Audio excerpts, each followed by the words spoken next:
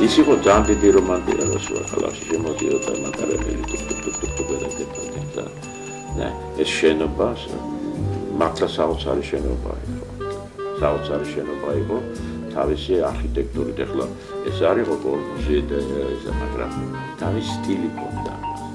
და თუ გაივლით საქართველოს სამტრედია, რიონი, ისა რაღაცა იყო ერთი სტილი სადგურების და ეს რაღაცა გამოირჩეოდა ამ თავისი სტილით უფრო იყო დიდარი რაღაც. მე ახლა რესტორნები და ისინი აიღო ერთადერთი იყო სადგურში რესტორანში და დროს სატარებლად ესე იგი რაღაცნაირად ეს სადგური იყო კულტურის ცენტრი. მარტო იმას არ ასრულებდა ფუნქციას, რომ მატარებელი მოვა და წავა.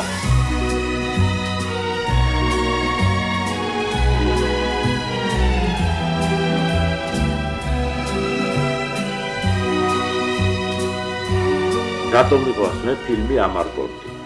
იმიტომ ეს არის ბათუმი.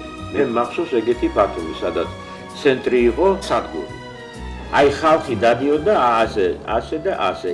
იქეთ და იქეთ უკვე იყო აბსოლუტური სიცარიელე. და სადგური მე მახსოვს ორნაირი, ერთი იყო ომის დროს, სადაც ერთი მატარებელი მოდიოდა და არიქა საბა ერთი მომაწოდე აგერ მოგეხმარები აგერ და შეიძლება რომ მატარებელი წავედი. და მერე უკვე რომ დაწყნარდა ეგ სიტუაცია და მოსკოვის მატარებელი, თბილისის მატარებელი, აი სადგური გახდა ის ცენტრი, სადაც ხალხი ერთმანეთს ხდებოდა. აქედან თქვა ლაჩხუთში უნდა წევიდეს და იყო გაცილება, ვითომ ეს მიდის რაღაც გადაკარგულში.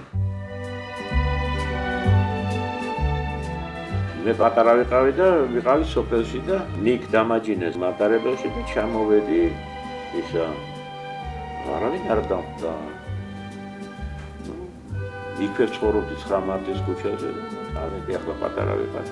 მესმის ცივილ-კივილი ერთი ამბავი რაშია საქმე რა მივედი და თურმე ჩამოვიდა მამაშემი გადასახლებიდან, რომელიც ერთი და იგივე მატარებლით გზავრობდით, მაგრამ მე არ ვიცოდი. ისმის და მამი და ჩემი და დავხვდა, მაგრამ ვერ ნახე და წავიდი. და უცნაურია რომ მიდიოდნენ ესე იგი ჩემი და რომელიც მამაშემს არ უნახავს, ესე იგი დაიბადა როცა აი გამოძიება იყო ზურგიდან იცო თავისი შვილი, რომელიც საერთოდ არ უნახავს.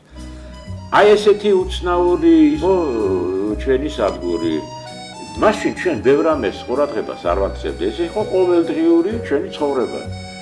უბრალოდ ეხლა ვიხსენებ, რომ თურმე ეს ყოფილა უნიკალური.